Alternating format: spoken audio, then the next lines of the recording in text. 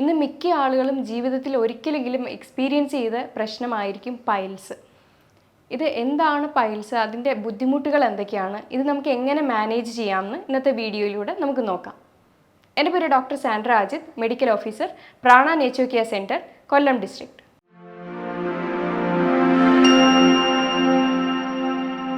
എന്താണ് പൈൽസ് അഥവാ മൂലക്കുരു? അതായത് നമ്മുടെ മെഡിക്കൽ ടേമിന് ഇതിന് ഹെമറോയിഡ്സ് എന്നാണ് പറയുന്നത്. ശരിക്കും പൈൽസ് എന്ന് പറയുന്നത് നമ്മുടെ ഈ മലദ്വാരത്തിൻ്റെ എൻഡിൽ വന്നിട്ട് ഞരമ്പുകളെല്ലാം കൂടെ കൂടിയിരിക്കുന്നതിനാണ് പൈൽസ് എന്ന് പറയുന്നത്. അപ്പോൾ രണ്ട് തരമാണ് മെയിനായിട്ട് പൈൽസ് ഉള്ളത്. ഒന്ന് ഇൻറ്റേർണലായിട്ടും ഒന്ന് എക്സ്റ്റേർണലുമായിട്ടാണ് വരുന്നത്. ഇൻറ്റേർണൽ പൈൽസ് എന്ന് പറയുമ്പം നമുക്ക് പെട്ടെന്ന് കാണാനോ അറിയാനോ ഒന്നും പറ്റത്തില്ല. ചെറുതായിട്ടുള്ള ചെറിച്ചിലും കാര്യങ്ങളൊക്കെ മാത്രമേ കാണത്തുള്ളൂ.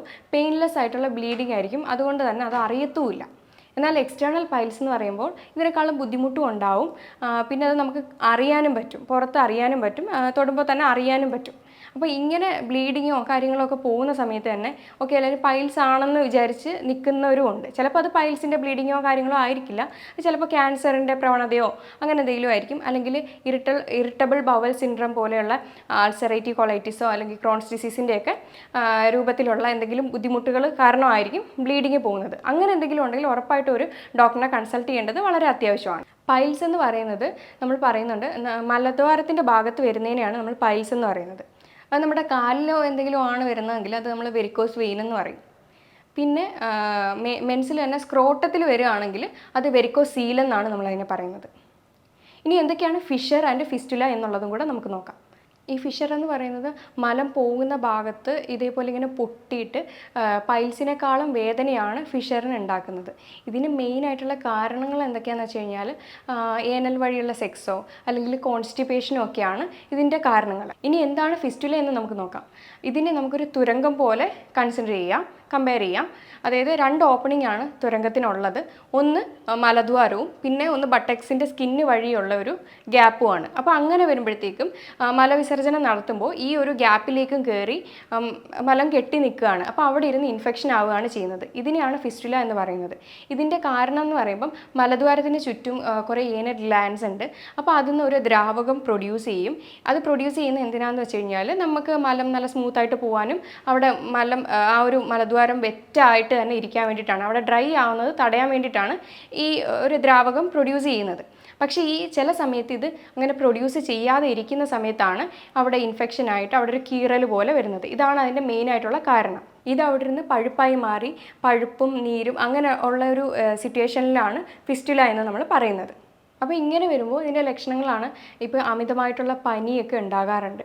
അപ്പം അങ്ങനെ വരുമ്പോൾ മനസ്സിലാക്കാം നമുക്ക് ഈ ഒരു ബുദ്ധിമുട്ട് കാരണം പനിയും കാര്യങ്ങളും ഇൻഫെക്ഷനൊക്കെ കൂടി പനിയും കാര്യങ്ങളൊക്കെ വരുന്നതാണ്. ഇതിൻ്റെ കോമൺ കുറച്ച് റീസൺസ് ആണ് ഉള്ളത്. അതെന്തൊക്കെയാണെന്ന് നമുക്ക് നോക്കാം. അമിതവണ്ണം ഒരു കാരണമാണ്. അമിതവണ്ണം ഉള്ളവരിലും ഈ പൈൽസിൻ്റെ ബുദ്ധിമുട്ട് കണ്ടുവരുന്നുണ്ട്. അതേപോലെ പുക വലിക്കുന്നവർക്കും ഇതേപോലുള്ള ബുദ്ധിമുട്ടുകൾ കണ്ടുവരുന്നുണ്ട്.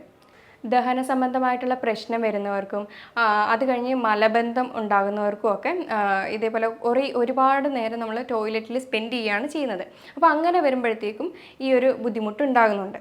അപ്പോൾ ടോയ്ലറ്റ് ഹാബിറ്റ്സ് റെഗുലറായിട്ടില്ലെങ്കിൽ കോൺസ്റ്റിപ്പേഷൻ വരും, അതായത് മലബന്ധം വന്നിട്ട് ചിലപ്പോൾ അതുമല്ല പെട്ടെന്ന് ഫ്രീക്വൻ്റ് ആയിട്ട് ഡയറിയ പോലെ പോകുന്ന സ്റ്റേജുകളിലും ഈ പറയുന്ന പൈൽസിൻ്റെ പ്രശ്നം ഉണ്ടാകുന്നുണ്ട്. പിന്നെ മെയിനായിട്ടും ഭക്ഷണ രീതിയിലുള്ള മാറ്റമാണ്. ഫൈബർ കണ്ടൻറ്റ് അധികമായിട്ട് എടുക്കുന്നില്ലെങ്കിൽ നമ്മുടെ മലം മുഴുവൻ ക്ലിയർ ആയിട്ട് പോകത്തില്ല. പ്രീബയോട്ടിക്കും പ്രോബയോട്ടിക്കും ഒക്കെ കുറവാണ് എടുക്കുന്നതെങ്കിൽ നമുക്ക് ഈ പറയുന്ന ബുദ്ധിമുട്ടുകളെല്ലാം വരുന്നുണ്ട്. പിന്നെ അതുപോലെ തന്നെയാണ് പ്രഗ്നൻസി ടൈമിലും നമ്മുടെ കൂടുതലും പ്രഷർ താഴേക്ക് പുട്ട് ചെയ്യുന്നതാണ്. അപ്പോൾ അങ്ങനെയും പൈൽസ് വരാനുള്ള ചാൻസ് കൂടുതലാണ്. അതേപോലെ പ്രായം കൂടുന്തോറും പൈൽസിൻ്റെ ചാൻസ് കൂടുതലാണ്. ടോയ്ലറ്റിൽ പോകാനുള്ള അർജ് വന്നാലും ചെയ്യുന്ന പണി ചെയ്ത് ഫിനിഷ് ചെയ്തിട്ടായിരിക്കും പോകുന്നത്. പക്ഷെ ആ ഒരു അർജ് വരുമ്പോൾ തന്നെ മോഷൻ പോവുകയാണെങ്കിൽ അത്തരം ബുദ്ധിമുട്ട് വരുന്നില്ല. പക്ഷേ ഇങ്ങനെയുള്ള ആളുകളിലും പൈൽസിൻ്റെ ബുദ്ധിമുട്ട് കണ്ടുവരുന്നുണ്ട്. പിന്നെ പറഞ്ഞായിരുന്നു ഇങ്ങനെ അടിക്കടിക്ക് മോഷൻ പോകുന്നതെന്ന് പറയുമ്പോൾ വൻകുടലിൻ്റെ മൂവ്മെൻറ്റ് കൂടുമ്പോഴാണ് മോഷൻ പെട്ടെന്ന് പോകാനായിട്ടുള്ള ചാൻസ് കൂടുതൽ. ഇത് ഭയങ്കരമായിട്ട് കുറയുമ്പോഴാണ് കോൺസ്റ്റിപ്പേഷൻ എന്നുള്ള സ്റ്റേജിലേക്ക് വരുന്നത്. കോൺസ്റ്റിപ്പേഷൻ അതായത് മലബന്ധം ഉണ്ടാക്കാനായിട്ട് പല കാരണങ്ങളാണ് ഉള്ളത്. മലബന്ധം ഉണ്ടാക്കുന്നതിൻ്റെ മെയിനായിട്ടുള്ള കാരണങ്ങൾ പലതാണ്. കൂടുതലും ആൻറ്റിബയോട്ടിക്സ് എടുക്കുന്നവർക്ക്, അതായത് ആൻറ്റിബയോട്ടിക്സ് എടുക്കുമ്പോൾ അതിനറിയില്ല എന്ത് ബാക്ടീരിയനെയാണ് നശിപ്പിക്കേണ്ടതെന്ന്. അപ്പോൾ ഗുഡ് ബാക്ടീരിയനെയും ബാഡ് ബാക്ടീരിയനെയും ഒരുപോലെ തന്നെയാണ് ഇത് എഫക്റ്റ് ചെയ്യുന്നത്. അപ്പോൾ അങ്ങനെ വരുമ്പോൾ നമുക്ക് മലബന്ധം ഉണ്ടാവാനുള്ള ചാൻസ് കൂടുതലാണ്. അതേപോലെ ഒന്നാണ് ഭക്ഷണത്തിൽ ഉള്ള പോഷകക്കുറവും പിന്നെ ആവശ്യമുള്ള സാധനങ്ങൾ കഴിക്കാതിരിക്കുന്നത്. ഫൈബർ കണ്ടൻ്റ് ആയിട്ടുള്ള പ്രീബയോട്ടിക് പ്രോബയോട്ടിക് കണ്ടൻസ് എടുക്കാത്തവരിലും ഈ ബുദ്ധിമുട്ട് കണ്ടുവരുന്നുണ്ട്. അതുപോലെ ഒന്നാണ് ലീക്കി ഗട്ട്. ലീക്കി ഗട്ട് എന്ന് പറയുന്ന ഒരു സിൻഡ്രോം ആണ്. അതിനെപ്പറ്റി എന്തായാലും ഇപ്പോൾ എക്സ്പ്ലെയിൻ ചെയ്യാം. ഇനി ഭക്ഷണത്തിൽ എന്തൊക്കെ മാറ്റങ്ങളാണ് നമുക്ക് വരുത്തേണ്ടതെന്നുള്ളത് നോക്കാം. പ്രീബയോട്ടിക് ആയിട്ടുള്ള ഭക്ഷണങ്ങൾ എടുക്കുക. പ്രീബയോട്ടിക് എന്ന് പറയുമ്പോൾ നമുക്ക് ഫൈബറാണ് കൂടുതലും വരുന്നത്. അതിനകത്ത് തന്നെ സോലുബിൾ ഫൈബേഴ്സും ഉണ്ട്, ഇൻസോലുബിൾ ഫൈബേഴ്സും ഉണ്ട്. സോലുബിൾ എന്ന് പറയുന്നത് നമ്മുടെ വെണ്ടയ്ക്ക, വാഴക്കൂമ്പ് അതിനകത്ത് നിന്നൊക്കെ കിട്ടുന്നതാണ്. ഇൻസോലുബിൾ ഫൈബേഴ്സ് എന്ന് പറയുമ്പോൾ തവിടുള്ള അരി, മട്ട അരി അങ്ങനത്തെ ഉള്ള സാധനത്തിൽ നിന്ന് നമുക്ക് ഇൻസോലുബിൾ ആയിട്ടുള്ള ഫൈബേഴ്സ് കിട്ടുന്നതാണ്. അപ്പോൾ ഇതൊക്കെ ധാരാളം ഭക്ഷണത്തിൽ ഉൾപ്പെടുത്തുക. അതുകൂടാതെ ഫാറ്റ് കണ്ടൻറ്റ് അധികമായിട്ടുള്ള ഭക്ഷണങ്ങൾ കഴിക്കുമ്പോൾ ചിലർക്ക് നന്നായിട്ട് മോഷൻ പോകുന്നുണ്ട് എന്ന് നമുക്ക് പറയുന്നുണ്ട്. അതായത് ചിലർക്ക് താറാമുട്ട കഴിച്ചാൽ പൈൽസിന് ആശ്വാസം കിട്ടും എന്നൊക്കെ കേട്ടിട്ടുണ്ട്. കാരണം താറാമുട്ടയിൽ നല്ല ഫാറ്റ് കണ്ടൻറ്റ് അധികമാണ്. അപ്പോൾ നമ്മുടെ ബൈലിലെ സെക്രീഷൻ കൂടിയിട്ട് നല്ല അത് ഡൈജസ്റ്റ് ചെയ്യാനായിട്ടുള്ള ഇത് കൂടുമ്പോഴത്തേക്കും മോഷൻ നന്നായിട്ട് ക്ലിയർ ആയിട്ട് പോവുകയാണ് ചെയ്യുന്നത്. അതാണ് അവിടെ നടക്കുന്ന ഒരു മെക്കാനിസം. ഇത് കൂടാതെ കുറച്ച് വൈറ്റമിൻസും മിനറൽസും കൂടെ നമുക്ക് എടുക്കേണ്ടതായിട്ടുണ്ട്. അതായത് വൈറ്റമിൻ എ, അതായത് ചീര അങ്ങനത്തെ ഉള്ള സാധനത്തിൽ നിന്നൊക്കെ നമുക്ക് വൈറ്റമിൻ എ കിട്ടുന്നതാണ്. വൈറ്റമിൻ ഡി നമുക്ക് കൂടുതലും സൺലൈറ്റിൽ നിന്നാണ് കിട്ടുന്നത്. പിന്നെ മഷ്റൂം പോലെയുള്ള ഭക്ഷണത്തിൽ നിന്നൊക്കെ നമുക്ക് വൈറ്റമിൻ ഡി കിട്ടുന്നതാണ്. പിന്നെ വൈറ്റമിൻ സി എന്ന് പറയുന്നത് നമുക്ക് കൂടുതലും സിട്രസ് ഫ്രൂട്ട്സ് നിന്നാണ് കൂടുതലും കിട്ടുന്നത്. പിന്നെ ചില മിനറൽസായ സിങ്ക്, സെലീനിയം, മഗ്നീഷ്യം ഇതെല്ലാം കൂടെ ചേരുമ്പോഴാണ് ഗട്ട് ഹെൽത്ത് പ്രോപ്പറായിട്ട് പോകുന്നത്. സിങ്ക് എന്ന് പറയുമ്പോൾ മെയിനായിട്ടും നട്ട്സിലും സീഡ്സിലും ഒക്കെ നന്നായിട്ട് അടങ്ങിയിട്ടുണ്ട്. അപ്പോൾ ഇത് കഴിക്കുമ്പോൾ നമ്മുടെ സിങ്കിൻ്റെ ഡെഫിഷ്യൻസി ഉണ്ടെങ്കിൽ അത് മാറുന്നതായിരിക്കും. സെലീനിയം എന്ന് പറയുന്നത് ബ്രസീൽ നട്ടിലൊക്കെ നന്നായിട്ട് അടങ്ങിയിട്ടുണ്ട്. അപ്പോൾ അതും നല്ലൊരു റെമഡിയാണ്. അതുപോലെ തന്നെ മഗ്നീഷ്യം കൂടുതലുള്ളതാണ് ബനാന, സ്പിനാച്ച് അങ്ങനത്തെ ഉള്ളതിലെല്ലാം മഗ്നീഷ്യം കൂടുതലാണ്. അപ്പോൾ ഇങ്ങനെയൊക്കെ ചെയ്യുമ്പോൾ തന്നെ നമ്മൾ ഫുഡിലൂടെ ഉള്ള കറക്ഷൻസ് ഏകദേശം ആയിട്ടുണ്ട്. ഇനി നമുക്ക് അല്ലാതെ എന്തൊക്കെ ചെയ്യാമെന്ന് വെച്ച് കഴിഞ്ഞാൽ വെള്ളം നന്നായിട്ട് കുടിക്കുക. വെള്ളം നന്നായിട്ട് കുടിച്ചിട്ടില്ലെങ്കിൽ നമ്മുടെ മലത്തിൽ നിന്നുള്ള വെള്ളം നമ്മുടെ ബോഡിയിലേക്ക് അബ്സോർബ് ചെയ്യുകയാണ് ചെയ്യുന്നത്. അപ്പോൾ എത്രത്തോളം ടൈമാണ് നമ്മൾ ടോയ്ലറ്റിൽ പോവാതെ അങ്ങനെ തന്നെ ഇരിക്കുകയാണെങ്കിൽ അതിനകത്തു നിന്നുള്ള വാട്ടർ കണ്ടൻറ്റും കൂടെ ബോഡി ഫ്ലൂയിഡ്സ് മെയിൻറ്റെയിൻ ചെയ്യാൻ ശരീരം വലിച്ചെടുക്കും. അപ്പോൾ കൂടുതൽ ഡ്രൈ ആയി അവിടെ ഇരുന്ന് മലബന്ധം ഉണ്ടാവാനാണ് ചാൻസ് കൂടുതൽ. അപ്പോൾ അങ്ങനെ വരുമ്പോൾ പൈൽസും കാര്യങ്ങളൊക്കെ വരും.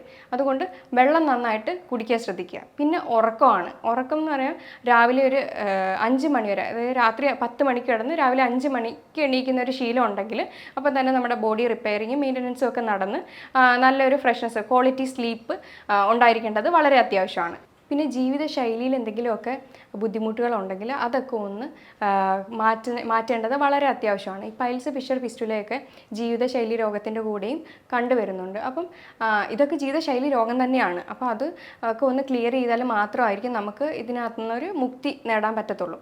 അപ്പോൾ വെയ്റ്റിൻ്റെ പ്രശ്നമാണ്, അമിതവണ്ണം ഉള്ളവർക്കും കുടവയറുള്ളവർക്കും ഒക്കെ ഈ പൈൽസിൻ്റെ പ്രശ്നങ്ങൾ ഇങ്ങനെ കണ്ടുവരുന്നുണ്ട്. അപ്പം അതൊക്കെ ഒന്ന് മാനേജ് ചെയ്യാനായിട്ട് ശ്രദ്ധിക്കേണ്ടതാണ്. യോഗാസനാസും എക്സസൈസും ഒക്കെ ഡെയിലി 1 മണിക്കൂറെങ്കിലും ചെയ്യുന്നത് വളരെ നല്ലതാണ്. ലഹരി പദാർത്ഥങ്ങളൊക്കെ ഉപയോഗിക്കുന്നവരാണെങ്കിൽ മാക്സിമം അതൊക്കെ ഒന്ന് അവോയ്ഡ് ചെയ്യുക. ജങ്ക് ഫുഡ്സ് അങ്ങനത്തെ സോഫ്റ്റ് ഡ്രിങ്ക്സ് ഒക്കെ അധികമായിട്ട് കഴിക്കുന്നവരാണെങ്കിൽ അതൊക്കെ ഒന്ന് അവോയ്ഡ് ചെയ്ത് കുറച്ച് വെജിറ്റബിൾസും ഫ്രൂട്ട്സും ഒക്കെ നന്നായിട്ട് സാലഡ് രൂപത്തിലൊക്കെ കഴിക്കാനായിട്ട് ശ്രദ്ധിക്കുക. അതുപോലെ തന്നെയാണ് ടെൻഷന്, സ്ട്രെസ്സ്, ആങ്സൈറ്റി ഇങ്ങനെയുള്ള ആളുകളിലും ഈ പറയുന്ന മലബന്ധവും കാര്യങ്ങളൊക്കെ ഉണ്ടായി പൈൽസും കാര്യങ്ങളൊക്കെ വരുന്നുണ്ട്. അപ്പോൾ അങ്ങനെ വരുമ്പോഴും നമുക്ക് ബുദ്ധിമുട്ടുകളുണ്ടാകും. അപ്പം സ്ട്രെസ്സും ആങ്സൈറ്റിയും ഒക്കെ മാനേജ് ചെയ്യാനായിട്ട് മെഡിറ്റേഷനും ബ്രീത്തിങ് എക്സസൈസും ഒക്കെ പ്രാക്ടീസ് ചെയ്യാവുന്നതാണ്.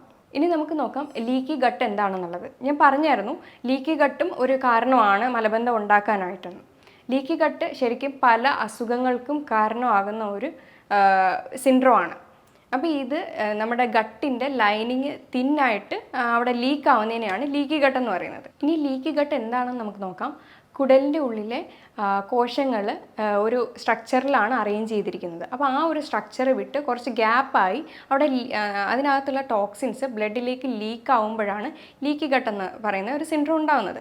അപ്പോൾ ഇങ്ങനെ ലീക്ക് ആകുമ്പോഴത്തേക്കും നമ്മുടെ ബോഡിക്ക് കൺഫ്യൂഷൻ ആവും. അത് നമുക്ക് വേണ്ടുന്നതാണോ വേണ്ടാത്തതാണോ എന്നൊക്കെ വരുമ്പോൾ അവിടെ ഓട്ടോ ഇമ്മ്യൂൺ പോലത്തെ കണ്ടീഷൻസ് ഉണ്ടാവും. പിന്നെ തൈറോയ്ഡ് ഇഷ്യൂസ് ഉണ്ടാവും, അലർജിക് ഇഷ്യൂസ് ഉണ്ടാവും.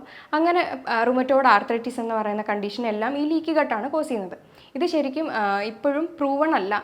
ലീക്കി ഗട്ട് എന്ന് പറയുമ്പോൾ എല്ലാവരും ഇപ്പം മനസ്സിലാക്കുന്ന ഒരു സ്റ്റൂൾ മാപ്പിംഗ് ടെസ്റ്റ് വഴിയാണ്. നമ്മുടെ ഈ ഒരു സ്ട്രക്ചറിന്, അതായത് ആ ഒരു കോശങ്ങൾക്ക് ഒരു ഇത് കൊടുക്കുന്ന ഒരു കോമ്പോണൻ്റാണ് സൊണുലിൻ എന്ന് പറയുന്ന ഒരു കോമ്പോണൻറ്റ്. അപ്പോൾ ഈ കോമ്പോണൻറ്റ് ഇങ്ങനെ ലീക്കായി നമ്മുടെ സ്റ്റൂളിലേക്ക് വരുവാണെങ്കിൽ സ്റ്റൂൾ മാപ്പിംഗ് ടെസ്റ്റ് വഴി അത് തിരിച്ചറിയാൻ കഴിയും. സൊണുലിൻ്റെ അളവ് ഈ സ്റ്റൂളിൽ കൂടുതലാണെങ്കിൽ നമുക്കത് പറയാൻ പറ്റും ലീക്കി ഗട്ട് കാരണമാണ് ഉണ്ടാകുന്നത്. ഇതിന് 6 ട്രിഗറിങ് ഫാക്ടേഴ്സാണുള്ളത്. എന്തൊക്കെയാണെന്ന് നോക്കാം. ഷുഗർ കണ്ടൻറ്റ് അധികമായിട്ട് എടുക്കുന്ന ആളാണെങ്കിൽ, അല്ലെങ്കിൽ ഗ്ലൂറ്റൻ കണ്ടൻറ്റ് കൂടുതൽ എടുക്കുന്നവരാണെങ്കിൽ, പിന്നെ ഡയറി പ്രോഡക്ട്സ്, ഇൻഫെക്ഷൻസ്, ആൻറ്റിബയോട്ടിക്സ്, അതേപോലെ പെസ്റ്റിസൈഡ്സ്. അതായത് ഇപ്പോൾ വെജിറ്റബിൾസിലായാലും നമ്മൾ അധികം കൂടുതൽ ഇപ്പോൾ പെസ്റ്റിസൈഡ്സിൻ്റെ ഒരു കണ്ടൻറ്റ് വരുന്നുണ്ട്. അപ്പോൾ ഇതൊക്കെ ട്രിഗറിങ് ഫാക്ടേഴ്സാണ് ലീക്കി ഗട്ട് ഉണ്ടാവാനായിട്ട്. ലീക്കി ഗട്ട് നമുക്ക് ജീവിതശൈലിയിലൂടെ തന്നെ മാറ്റിയെടുക്കാവുന്ന ഒന്നാണ്. ഹെൽത്തി ആയിട്ടൊരു ഗട്ട് ലൈനിങ് എങ്ങനെ ഉണ്ടാക്കിയെടുക്കാമെന്ന് വെച്ച് കഴിഞ്ഞാൽ നമ്മുടെ ഈ പറയുന്ന ഭക്ഷണ രീതിയിലൊക്കെ കുറച്ച് ചേഞ്ചസ് കൊണ്ടുവരുത്തുക. പ്രീബയോട്ടിക്, പ്രോബയോട്ടിക്, അങ്ങനെയുള്ള നല്ല ഫൈബേഴ്സ് റിച്ച് ആയിട്ടുള്ളത്, സോലിബിൾ ഫൈബേഴ്സ്, ഇൻസോലിബിൾ ഫൈബേഴ്സ് എല്ലാം എടുക്കുക. അതേപോലെ പ്രോബയോട്ടിക്സ് അധികം പുളിക്കാത്ത തൈരും കാര്യങ്ങളൊക്കെ എടുക്കാവുന്നതാണ്. പിന്നെ മോര് കഴിക്കുന്നത് നല്ലതാണ്. ഉറക്കം വളരെ ഇമ്പോർട്ടൻ്റ് ആണ്. അതേപോലെ തന്നെയാണ് വെള്ളം കുടിയും. പിന്നെ എക്സസൈസും ഉണ്ടെങ്കിൽ നല്ലൊരു ഗട്ട് ഹെൽത്ത് തന്നെ ഇമ്പ്രൂവ് ആയി നമുക്ക് പ്രോപ്പറായിട്ടുള്ള ഒരു വേയിൽ പോകാൻ കഴിയും. ഇനി പൈൽസ് ആണ് എന്ന് ഉറപ്പുണ്ടെങ്കിൽ നമുക്ക് 2 ഹോം റെമഡീസ് ട്രൈ ചെയ്യാവുന്നതാണ്. ഹോം റെമഡി എന്ന് പറയുമ്പോൾ ഒരു അലോവേറ വെച്ചിട്ടാണ്. അലോവേറ എടുക്കുക. ഒരു 3-4 അലോവേറ എടുത്തതിന് ശേഷം അതിൻ്റെ ക്ലീനാക്കി അതിൻ്റെ പൾപ്പെല്ലാം പുറത്തെടുത്തതിന് ശേഷം അതേ ക്വാണ്ടിറ്റി അളവിൽ തന്നെ തേൻ എടുക്കുക. നന്നായിട്ട് മിക്സ് ചെയ്തതിന് ശേഷം ഇത് റെഫ്രിജറേറ്റ് ചെയ്ത് നമുക്ക് വെക്കാവുന്നതാണ്. ഇത് വെച്ച് ഒരു 21 ദിവസത്തേക്ക് നമുക്കിത് കഴിക്കാവുന്നതാണ്. 7 ദിവസം കൂടുമ്പോൾ ചെയ്താൽ മതിയാവും. അപ്പോൾ ഇത് ഒരു 150 ഗ്രാം വെച്ചിട്ട് ഡെയിലി കഴിക്കാവുന്നതാണ്. കൂടുതൽ ഫാറ്റ് കണ്ടൻറ്റ് ചെല്ലുമ്പോഴത്തേക്കും മലബന്ധമൊക്കെ മാറി ഇതേപോലെ മലമായാലും സ്മൂത്തായിട്ട് വരാനായിട്ട് ഹെൽപ്പ് ചെയ്യുന്ന ഒന്നാണ്. ഒരുവിധമുള്ള പൈൽസൊക്കെ ഇങ്ങനെ ഈ അലോവേറയുടെ തേൻ്റെയും കൂടെ ഒരു മിശ്രിതം കഴിക്കുമ്പോൾ തന്നെ ഏകദേശം മാറുന്നതായിരിക്കും. പിന്നെ വീട്ടിൽ ചെയ്യാൻ പറ്റുന്ന ഒരു കാര്യമാണ് സിറ്റ്സ് ബാത്ത്. അതായത് ഒരു ചരുവ് എടുത്തതിന് ശേഷം നടു ഭാഗം മാത്രം മുങ്ങിയിരിക്കുന്ന രീതിയിൽ വെള്ളം നിറയ്ക്കുക. 3/4 വെള്ളം നിറച്ചിട്ട് അതിനകത്ത് കുറച്ച് കല്ലുപ്പോ ഇട്ടതിന് ശേഷം ഒരു 15-20 മിനിറ്റ് നമ്മൾ അതിനകത്ത് ഇരിക്കുക. ഡെയിലി അത് ചെയ്ത് കഴിഞ്ഞാൽ തന്നെ ഒരുവിധമുള്ള പൈൽസിനൊക്കെ അതിൻ്റെ ആ ബുദ്ധിമുട്ടുകളും കാര്യങ്ങളൊക്കെ കുറഞ്ഞു വരുന്നതാണ്. അപ്പോൾ ആദ്യം ബ്ലീഡിങ്ങോ കാര്യങ്ങളോ കണ്ടു കഴിഞ്ഞാൽ സ്വന്തമായിട്ട് തന്നെ പൈൽസ് ആണെന്ന് പറഞ്ഞിരിക്കാതെ ഒരു ഡോക്ടറിനെ പോയി കൺസൾട്ട് ചെയ്യേണ്ടത് വളരെയായിട്ട് അത്യാവശ്യമായിട്ടുള്ളൊരു കാര്യം തന്നെയാണ്. ഇത്രയൊക്കെ ചെയ്താൽ തന്നെ ഒരുവിധമുള്ള പൈൽസും കാര്യങ്ങളും ഒക്കെ നമുക്ക് മാറ്റിയെടുക്കാൻ പറ്റും. പൈൽസ് ഉള്ളവരാണെങ്കിൽ ബുദ്ധിമുട്ടുകളും കാര്യങ്ങളൊക്കെ നമുക്ക് കുറയ്ക്കാൻ പറ്റും. പിന്നെ ജീവിതശൈലിയിലൂടെയുള്ള മാറ്റങ്ങൾ ഒക്കെ ആഗ്രഹിക്കുന്നവരാണെങ്കിൽ ഒരു നാച്ചുറോപ്പതി ട്രീറ്റ്മെൻറ്റ് എടുത്തു കഴിഞ്ഞാൽ അത്രയും നമുക്കൊരു 21 ഡേയ്സ് പ്രോഗ്രാമൊക്കെ എടുത്തു കഴിഞ്ഞാൽ നമുക്ക് അതിനുള്ള ശമനവും കാര്യങ്ങളും ഒക്കെ ഉണ്ടാകുന്നതായിരിക്കും. ഇനി ഈ പറഞ്ഞ കാര്യത്തിൽ എന്തെങ്കിലും ഡൗട്ടോ കാര്യങ്ങളോ ഉണ്ടെങ്കിൽ താഴെ തന്നിരിക്കുന്ന നമ്പറിൽ കോൺടാക്റ്റ് ചെയ്യുക. ഇനി അടുത്ത വീഡിയോയുമായി വീണ്ടും കാണാം. Thank you.